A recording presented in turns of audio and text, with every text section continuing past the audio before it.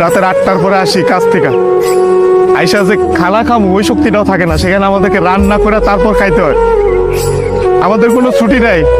একদিন আমরা ছুটি পাই, ওই দিন আমরা ঘর গোছাইতে, কাপড় ধুইতে, এটা সেটা করতে করতে চলে যায়। কাপড় ধোয়ার জন্য যে মানুষ রাখবো, মানুষ রাখলে তো টাকা যাবে, বেতন দিতে হবে ওদের। ওই টাকাটা বাসায় আপনাদেরকে পাঠাই, তারপর ওইটা দিয়ে আপনারা ফুটানি বানান। এই যে ইস্ত্রি করা, এই যে ভাজালা কাপড় বেড়া ঘুরেন। আর এই যে কাপড়, আমরা কাপড় পরতে পারি না ওইখানে। এই যে এখানে দেখেন না ভালো ভালো কাপড় পরে ঘুরতেছি, এটা খালি আব্বা আম্মা আত্মীয় স্বজন দেখে ভাবে যে পোলা অনেক সুখে আছে। ওখানে তো জামা কাপড় পরার টাইমই পাই না আমরা। কখন জামা কাপড় পরবো? সারাদিন তো ইউনিফর্ম পরেই থাকা লাগে। রাতের বেলা খানা খাওয়ার পরে এই যে 5টা মিনিট মা বোন বাপের সাথে কথা বলি, ওইটাই আমাদের জীবনে সারাদিনের সুখ।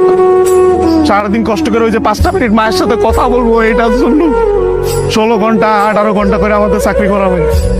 বুঝবেন না আমাদের কষ্ট।